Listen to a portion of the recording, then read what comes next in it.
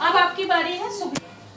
अब आपके लिए आता है शुक्ल युग। अब देखो ये शुक्ल युग तो आप जानते ही हैं, आचार्य रामचंद्र शुक्ल को हिंदी साहित्य जगत का निमन सम्राट कहा जाता है।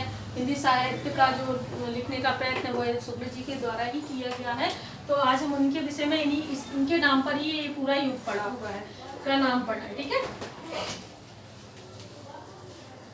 क्या कहा जाता है इसको? स्वर्ण,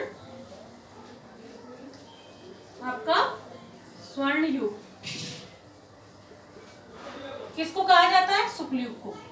ये बोर्ड में इंग्लिश मीडियम के लिए प्रश्न आया था कि हिंदी साहित्य जगत में आधुनिक काल में निबंध साहित्य के लिए स्वर्ण युग कौन सा युग कहा जाता है? तो वो कहा जाता है शुक्ल युग। आचार्य रामचंद्र शुक्ल पर नाम पड़ा है, आचार्य रामचंद्र शुक्ल, इनके नाम पर युग पड़ा है शुक्ल युग। ठीक है, विशेषताएं हैं इसकी। पहला है गंभीर, विचारात्मक एवं उदात्त भाव प्रधान निबंध। ठीक है, दूसरा है विषय प्रधान निबंध। ये आपको बहुत अच्छे से तैयार करना है, शुक्ल युग भी बहुत आता है आपके लिए। प्रौढ़ एवं गंभीर शैली।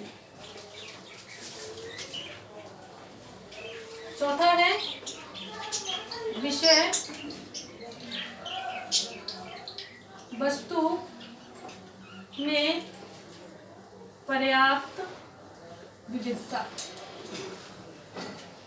ठीक है, ये इस युग की विशेषता है। क्योंकि इतने महान लेखक यहाँ हुए हैं तो इन्होंने अलग अलग विषय के हिसाब से निबंध लिखे हैं, उन पर गंभीर चिंतन किया है। ठीक है, जैसे कि चिंतामणि है शुक्ल जी का, जिसमें आप समझ लें पूरा मनोविकारों का वर्णन किया गया है। तो इतना चिंतन प्रधान निबंध लिखे गए हैं शुक्ल युग में।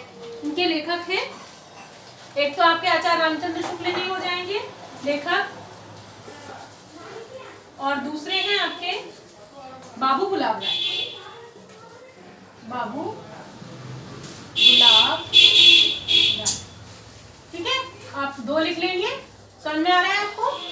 आचार्य रामचंद्र शुक्ल और बाबू गुलाब राय, इनकी दो दो रचनाएं आप याद करेंगे, लिख लेंगे। हिंदी मीडियम की किताबें आपको बहुत अच्छे से ये मिल जाएगा, तो आप इसको कर लेंगे। ठीक है, अब तीसरा है और आखिरी बचा है आपका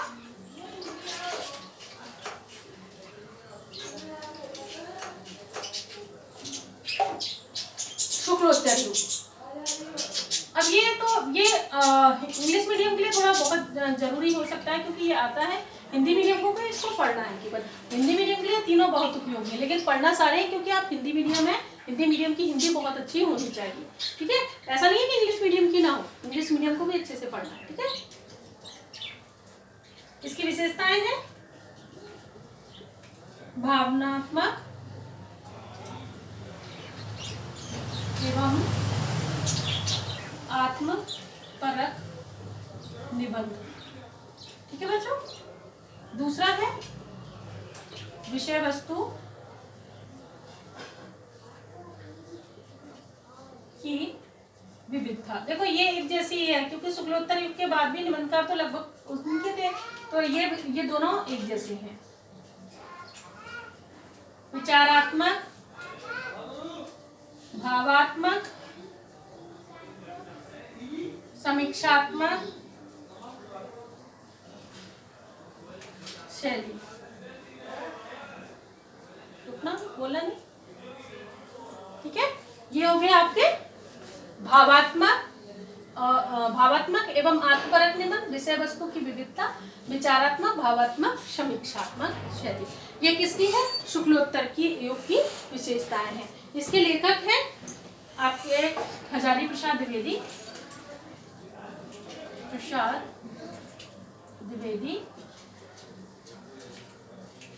और विद्यानिवास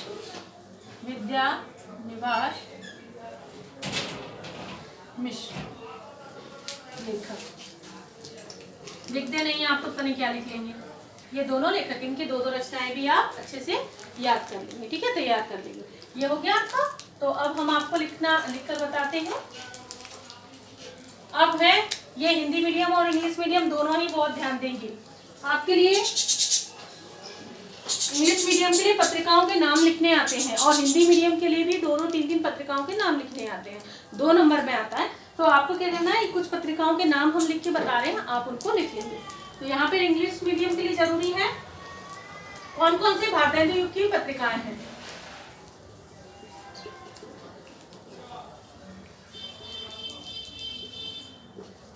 प्रमुख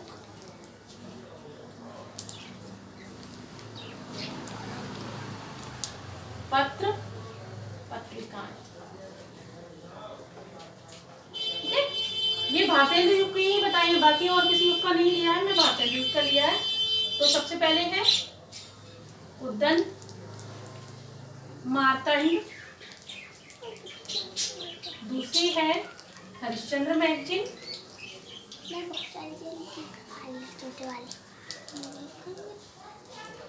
हरिश्चंद्र मैगजीन,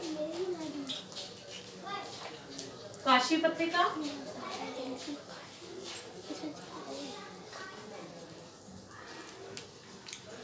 ब्राह्मण पत्र, आर्य दर्पण, आर्य दर्पण, भारत बंधु,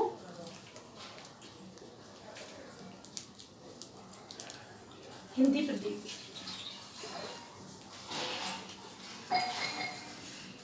हिंदी प्रदीप आदि। देखो बच्चों, हमने अपनी तरफ से पूरी कोशिश की है इस पूरे टॉपिक को आपको समझाने में। अगर आपको कहीं भी लगता है कि आपको इसमें से कुछ समझ में नहीं आ रहा है दोनों मीडियम को, हम आपको हमेशा बोलते हैं कि बच्चों आपको जो भी समझ में नहीं आया, हमारा नंबर आपके पास रहता है और अब तो सभी के पास नंबर लगभग रहता है, मोबाइल नंबर। आप तुरंत कॉल करिए, आप इनके बारे में पूछिए। ये नहीं कि पेपर आए तब आप हमें कॉल लगाकर पूछ रहे हैं कि हमें क्या समझ में नहीं आ रहा। ये आपकी जिम्मेदारी बनती है कि आप अपनी तैयारी को बहुत अच्छे से रखें। तो हम अपनी तरफ से पूरी कोशिश कर रहे हैं। अगर आपको तब भी कुछ नहीं समझ में आ रहा है तो ये हमारी जिम्मेदारी, हम आपको समझाएंगे। तो आप भी अपनी तरफ से पूरी तैयारी रखें, आप भी अपनी पूरी कोशिश करें। अगर नहीं समझ में आ रहा है, आपको लगता है कि ये बहुत बड़ा टॉपिक हो रहा है, आपको समझ में कुछ नहीं आ रहा है, तो आप हमसे जरूर पूछें, ठीक है। धन्यवाद।